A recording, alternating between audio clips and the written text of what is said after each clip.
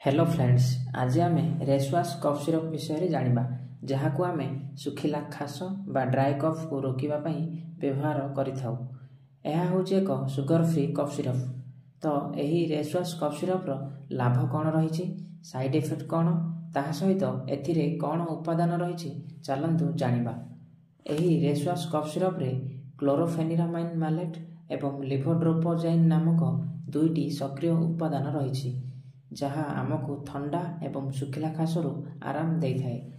सुखिला खास हेबा द्वारा कफ सहजरे बाहर को आसी न थाए, जहा फलरे गला कुंडाई लागिबारे आरंभ होइथाए।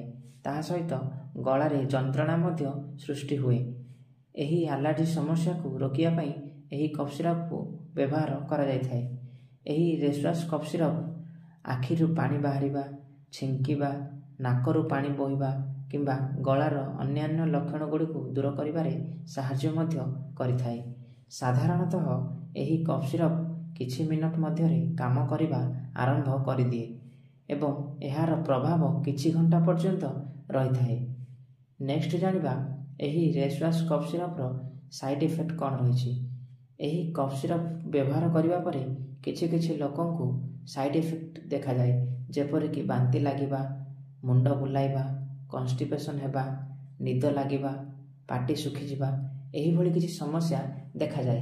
जदि अन्य किछि समस्या होइथाए तेबे आपण तुरंत डाक्तरଙ୍କ सहित परामर्श नियंतु।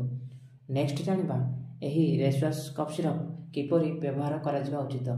साधारणतः एहाकू खाद्य परे किंबा खाद्य पूर्वरु 10 ml दिन को 2 थर किंबा 3 थर व्यवहार करा जाइथाए। एही परि किछि सूचना जानिबा को हेले चैनल को लाइक, शेयर एंड सब्सक्राइब करंतु। धन्यवाद।